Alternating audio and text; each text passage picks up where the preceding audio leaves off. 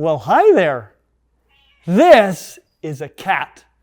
Now, this specifically is a Bengal cat, which is arguably the coolest of all house cats.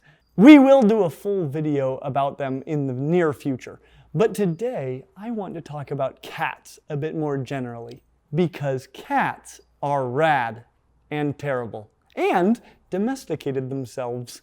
Cats are rad because they make great pets, which is unsurprising since they generally don't need us.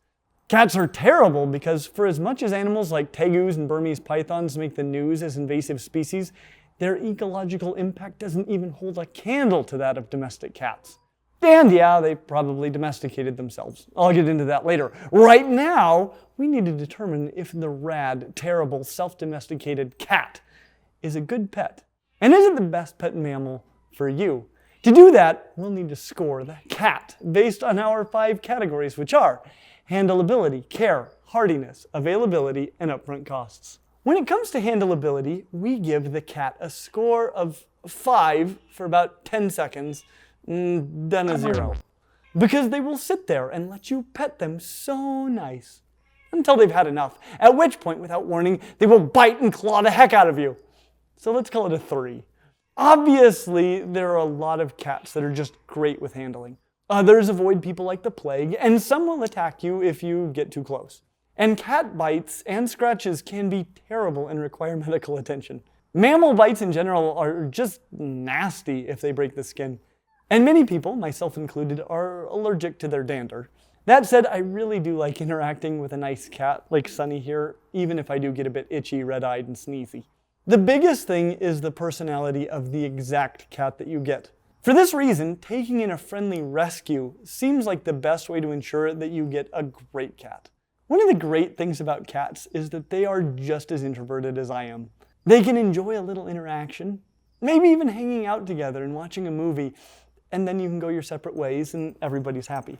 Of course, this doesn't apply to all cats. Some are super needy and others won't hang out at all. And if you have a female cat that isn't spayed, then every so often you're going to get some interaction from your cat that might make the relationship awkward from that time on. When it comes to care, we give the cat a score of 4 out of 5. Care is where cats really shine. You see, the thing is that cats don't need people. Modern house cats are extremely similar to their wild ancestors. In fact, selective breeding for specific breeds is a fairly recent practice. For the most part, cats, a bit like raccoons, opossums, or pigeons, simply found a lot of benefits to living in close proximity to humans. And fortunately for cats, we didn't mind their presence because they did us some favors in terms of rodent control. People didn't try to contain and domesticate cats, they rather did it to themselves as they became adapted to life around people. They even make sounds that mimic the frequencies used by human infants to solicit food and other things from us. But if you don't give a cat what it wants, in most cases throughout history, it would simply find it elsewhere. They don't need us.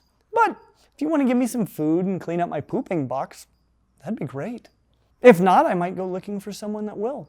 And this is simultaneously their best and worst feature.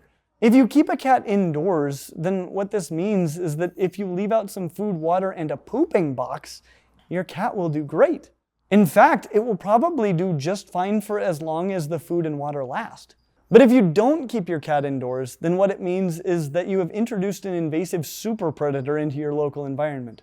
Cats are largely responsible for driving more than 60 species of mammals, birds, and other reptiles to extinction. In the United States alone, cats kill over 2 billion birds and 12 billion mammals each year.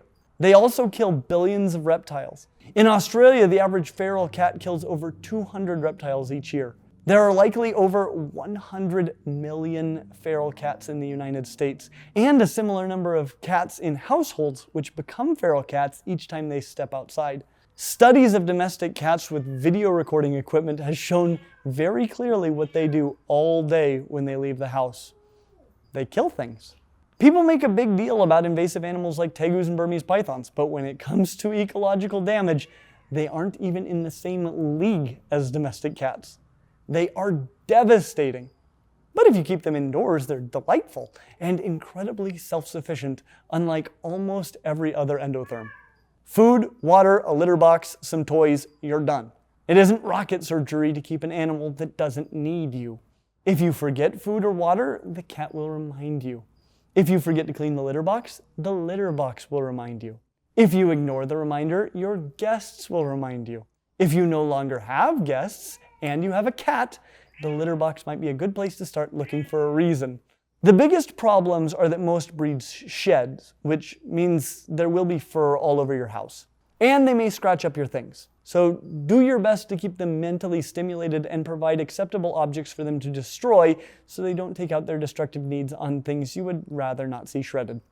I'd like to take a moment just to say thank you to our patrons at Patreon who make so much possible for us here at Clint's Reptiles, including this bodacious new camera angle that you might have noticed recently.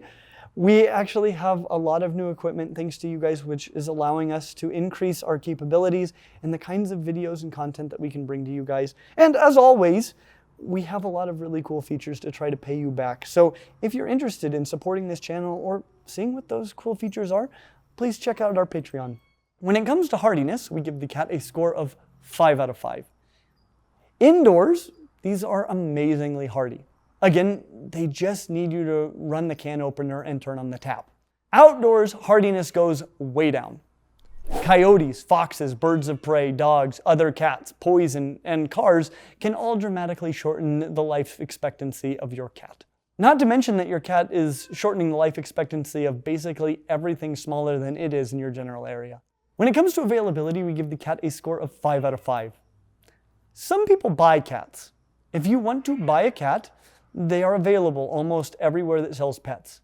A spayed or neutered cat from a shelter with a personality you can test drive seems like the best place.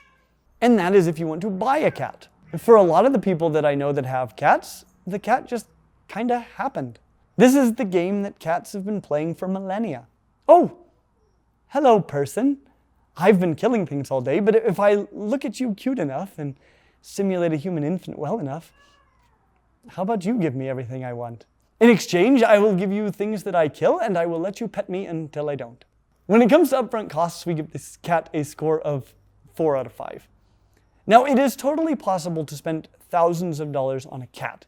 If you want an incredible Bengal like this one, plan on it. In fact, we will have links down in the description to exactly where you can get amazing Bengals that are the offspring of Sunny here, who is a glorious cat. But if you just want a cat, they can be acquired for free or very nearly free. An initial checkup and a spay or neuter will cost a bit, but that might save you some memorable experiences or smells down the road. Food bowl, a water bowl, a litter box, some toys. Then it's just a matter of what it scratches to pieces and if it sends you to the hospital or not. Overall, we give the cat a score of 4.2 out of 5. This is a spectacular score for a mammal. I wouldn't expect any mammal to score higher than this, maybe rats.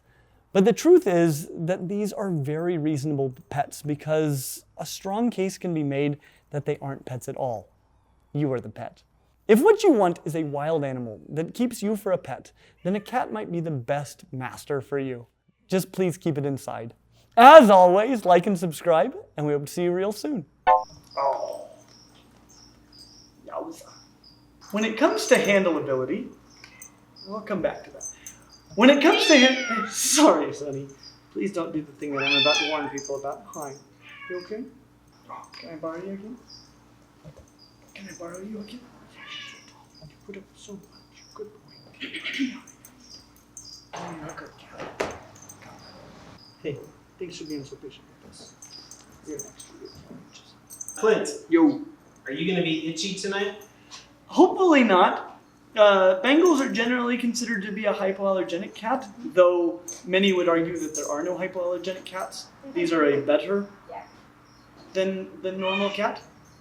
And so I probably won't be terribly itchy. I just get a little bit itchy and a little bit red-eyed. Oh, but it's so worth it.